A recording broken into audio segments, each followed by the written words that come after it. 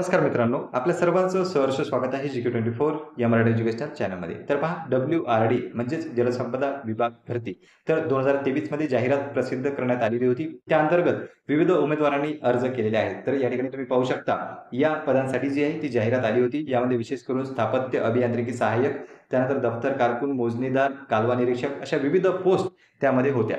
तर पहा तुम्ही अर्ज देखील केलेला आहे. तुमची परीक्षा संपलेली आहे. फर्स्ट आन्सर की आलेली आहे. तुम्ही तुमचा स्कोर सुद्धा चेक केलेला आहे. आता उमेदवारांच्या मनात प्रश्न पडलेले आहेत. नॉर्मलायझेशन कधी होणार आहे? त्यानंतर रिझल्ट कधी लागणार आहे? किंवा अंतिम निवड यादी केव्हा प्रकाशित होईल? तर पहा या व्हिडिओच्या माध्यमातून आपण जाहिरातीमध्ये जी निवड प्रक्रिया देण्यात आलेली आहे, म्हणजे तुमचा निकाल कसा लागेल, त्यामध्ये नॉर्मलायझेशन होणार आहे किंवा नाही होणार आहे, अंतिम निवड यादी किंवा प्रतीक्षा यादी या संदर्भात जी प्रक्रिया जाहिरातीमध्ये सांगितलेली आहे ती आपण जाणून घेणार आहोत. आणि सहजा TCS ज्या पद्धतीने निकाल लावत असते किंवा TCSची जी प्रक्रिया असते ती त्या पद्धतीने आपण संपूर्ण माहिती जाणून घेण्याचा प्रयत्न करणार आहोत. चला तर मग सुरुवात करूया आजच्या व्हिडिओला.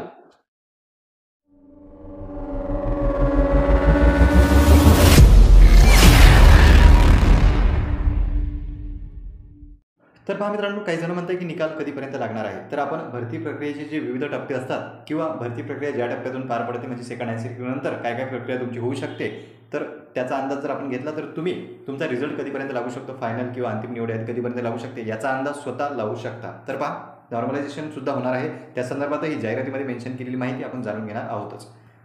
तर पहा अगोदर ही जाहिरातीमध्ये माहिती दिलेली आहे, त्याचा स्क्रीनशॉट आपण काढलेला आहे. जाहिरातीमधून तुम्ही सुद्धा चेक करून घेऊ शकता.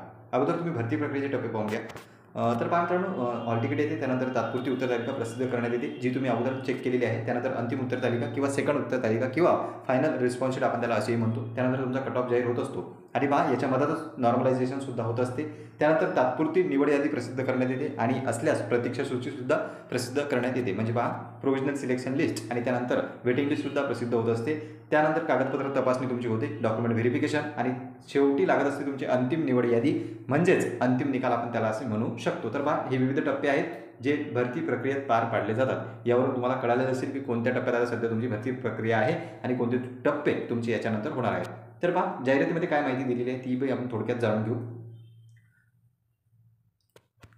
तर या ठिकाणी पहा परीक्षा ही ऑनलाईन कॉम्प्युटर बेस्ड पद्धतीने घेण्यात येईल जी आपली झालेली आहे. परीक्षेच्या प्रश्नपत्रिका वस्तुनिष्ठ बहुपर्यायी स्वरूपाच्या असतील. प्रश्नपत्रिकेतील प्रत्येक प्रश्नास 2 गुण ठेवण्यात आलेले आहेत. तर परीक्षा पार पडलेली आहे, सर्वांना पेपरचा पॅटर्न हा माहीतच झालेला आहे, तो पुन्हा पुन्हा सांगण्याची गरज नाही. फक्त पहा दफ्तर कारकून, मोजणीदार व कालवा निरीक्षक या पदांसाठी एकत्र परीक्षा घेण्यात येणार आहे. त्यासाठी एकच अर्ज भरावा लागणार आहे. म्हणजे पहा दफ्तर कारकून, नंतर मोजणीदार व कालवा निरीक्षक या पदांसाठी एकच परीक्षा घेतलेली आहे आणि त्या पदासाठी एकच अर्ज तुम्हाला करता येत होता. सदर पदांसाठी अर्ज सादर करताना प्रथम परिमंडळाची निवड करून सदर पदांच्या निवडीचा प्राधान्यक्रम द्यावा लागेल. म्हणजे जो तुम्हाला प्राधान्यक्रम आहे तो त्या ठिकाणी द्यायचा आहे परिमंडळाची निवड करून. त्यानंतर पहा उमेदवारांनी दिलेला प्राधान्यक्रम, उमेदवारास मिळालेले गुण व उपलब्ध पदे विचारात घेऊन गुणवत्ता यादी व निवड यादी तयार करण्यात येणार आहे. म्हणजे या ठिकाणी तुम्ही पाहू शकता की तुम्ही दिलेला जो प्राधान्यक्रम आहे त्यानुसार तुम्हाला गुण मिळालेले असतील तर तुम्हाला प्राधान्य देण्यात येईल. सरळ सरळ या वाक्याचं हे म्हणणं आहे. त्यांचे नाव प्रथम प्राधान्याच्या गुणवत्ता यादी व निवड यादीमध्ये होईल. उर्वरित प्राधान्य पदांच्या गुणवत्ता यादी व निवड सूचीमध्ये समावेश होणार नाही. तथापि सदर पदांसाठीची प्रतीक्षा निवड सूची सामायिक असेल. म्हणजे तुम्ही पाहू शकता ज्यांना जास्त गुण असतील त्यांना या ठिकाणी प्राधान्य देण्यात येणार आहे, तुम्ही जो प्राधान्यक्रम दिलेला आहे त्या संदर्भात. त्यानंतर पहा निम्न श्रेणी लघुलेखक, या ठिकाणी तुम्ही पाहू शकता निम्न श्रेणी लघुलेखकाची लेखी परीक्षा 120 मार्कांची असेल. सदर लेखी परीक्षेत 45% गुण मिळवणारे उमेदवार पुढील टप्प्यासाठी पात्र असतील. 80 गुणांची टंकलेखनाची लघु टंकलेखनाची चाचणीसाठी पात्र ठरतील. म्हणजे पहा त्यानंतर स्किल टेस्ट होणार आहे तुमची, ती 80 गुणांची राहील. पण सध्या परीक्षेत तुम्हाला 45% गुण प्राप्त करणे आवश्यक आहे. जर तुम्ही 45%च्या वर गुण मिळवले तर तुम्ही पुढील टप्प्यासाठी म्हणजेच लघु टंकलेखनासाठी पात्र ठरणार आहात. आणि त्यानंतर पहा शेवटी काय होणार आहे, परीक्षेत मिळवलेले गुण व लघुलेखन चाचणीमध्ये मिळवलेले गुण एकत्रितपणे अंतिम गुणवत्ता यादीसाठी व निवड यादीसाठी विचारात घेण्यात येणार आहे. म्हणजे तुमचे टोटल गुण हे विचारात घेतले जातील, परीक्षेचे सुद्धा आणि लघु टंकलेखन या चाचणीचे सुद्धा. तर पहा लघु टंकलेखन चाचणीचा परीक्षा दिनांक व ठिकाण स्वतंत्रपणे लघु टंकलेखन चाचणीसाठी पात्र उमेदवारास ऑनलाईन कळवण्यात येईल. तसेच टंकलेखन चाचणीसाठी पात्र उमेदवारांची यादी संकेतस्थळावर जाहीर करण्यात येणार आहे. तर पहा ही संपूर्ण माहिती या ठिकाणी निम्न श्रेणी लघुलेखकाबाबत आपण पाहिलेली आहे. त्यानंतर पहा उमेदवाराची निवड सूची तयार करण्यासाठी शासन परिपत्रक सामान्य प्रशासन विभाग SRV. तर या ठिकाणी हा GRचा जो क्रमांक आहे तो देण्यात आलेला आहे.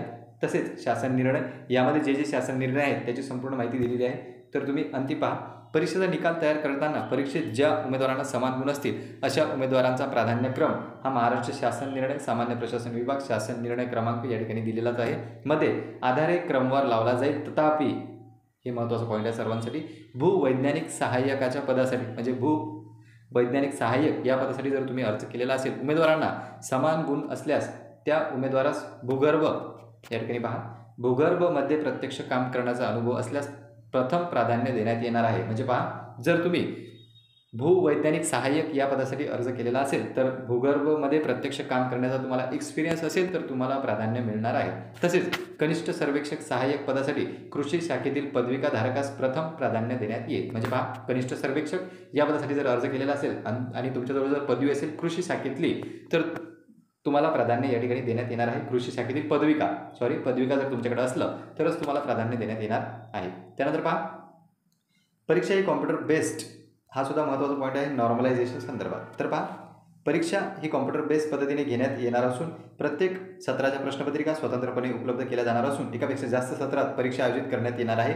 सत्र 1 अंतिम सत्र यामधील प्रश्नपत्रिकेचे स्वरूप व त्याची काठिण्यता तपासण्यात येऊन त्याचे समानीकरण म्हणजेच नॉर्मलायझेशन पद्धतीने गुणाकार निश्चित करून निकाल जाहीर करण्यात येईल. नॉर्मलायझेशनबाबत TCS कंपनीकडून देण्यात आलेले सूत्र वेबसाईटवर माहितीसाठी प्रकाशित केलेले आहे. सदर सर्व परीक्षार्थींना बंधनकारक राहणार आहे. या ठिकाणी तुम्ही पाहू शकता नॉर्मलायझेशन जे आहे ते सर्वांसाठी बंधनकारक ठेवलेलं आहे. जर तुमची जी एक्झाम आहे किंवा पेपर आहे तो जर वेगवेगळ्या शिफ्टमध्ये झालेला असेल तर तुमचं नॉर्मलायझेशन 100% या ठिकाणी होणार आहे आणि हे जाहिरातीमध्येच नमूद करण्यात आलेलं आहे. तर पहा, जाहिरातीमधले जे महत्त्वाचे पॉईंट आहेत ते आपण या माध्यमातून जाणून घेण्याचा प्रयत्न केलेला आहे. म्हणजे तुम्हाला कळालेलं असेल की तुमचा निकाल हा कशा पद्धतीने लागणार आहे. तर पहा, सर्वप्रथम आता सध्या फक्त तुमची सेकंड आन्सर कीच येणार आहे.